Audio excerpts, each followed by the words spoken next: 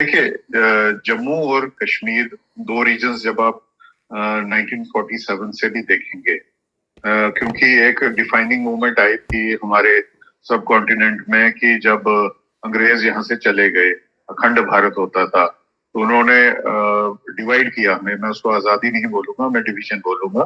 उन्होंने हमें डिवाइड किया पाकिस्तान में और भारत में। तो उस समय के टाइम से 1947 में वो जो हुआ, तब से अगर आप नोटिस करेंगे जम्मू रीजन को और कश्मीर रीजन को, कहने को हम जम्मू एंड कश्मीर हैं, लेकिन आप नोटिस करें कि उस समय जम्मू की जनता क्या कहती थी। जम्मू की जनता कहती थी, we want full and final merger with India, है ना, विदाउट एनी प्री कंडीशन।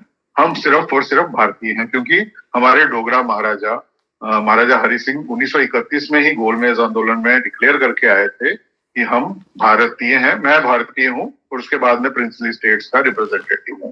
तो वो मतलब दिल से जो कोई भारतीय है, तो वो 1947 में तो भारत बना, लेकिन जो हमारे महाराजा थे, यानी जो हमको रिप्रेजेंट करते थे, डोगरास को, जम्मू को, तो वो 1931 से डिक्लेयर कर चुके थे उनके हार्ट ऑफ ब्रिटिशर्स में जाके कि मैं भारतीय हूं।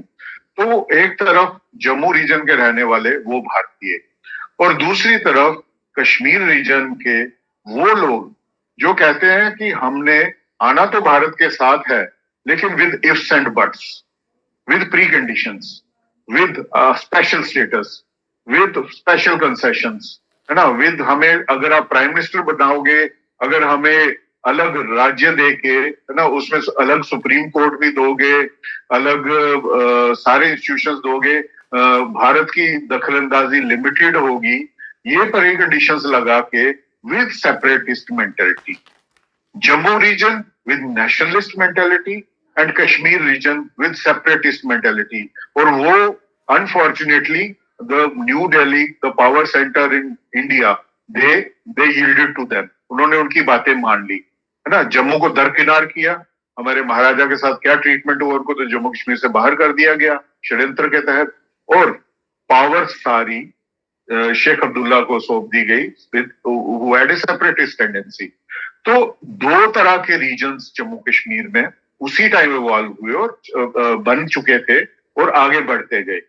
तो यदि हम एक नेशनलिस्ट रीजन को एम्पावर करेंगे एक अलग स्टेट बना के, और सेपरेटिस्ट रीजन को आप यूनियन टेरिटरी रहने दीजिए, आप उसको सेंटर के कंट्रोल में रखिए, तो क्या भारत की सुरक्षा सिक्योरिटी को इम्प्रूवमेंट नहीं मिलेगा?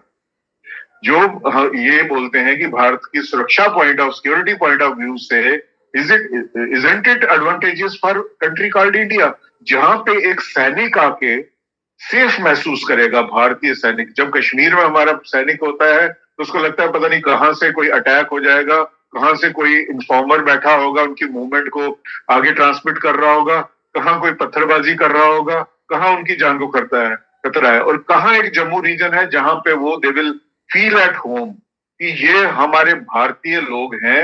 हम उनको पूजते हैं, हम उनका स्वागत करते हैं, उन पे फूल बरसाते हैं। क्या उस रीजन को एम्पावर करके जम्मू रीजन को भारत की सुरक्षा इंप्रूव नहीं होगी, स्ट्रेंथन नहीं होगी?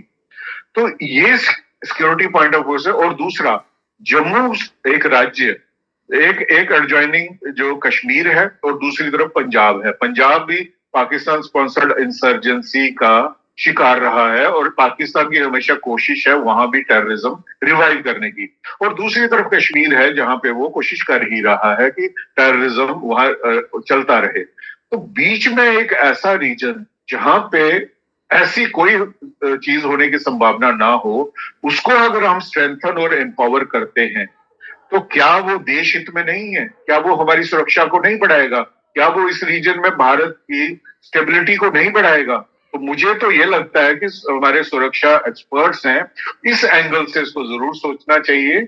और ये जो सेपरेटिस्ट टेंडेंसीज वाले रीजन हैं, इनको कंटेन करना चाहिए, इनको कंट्रोल करना चाहिए, और जो नेशनलिस्ट रीजन है इसको एम्पावर करना चाहिए। आप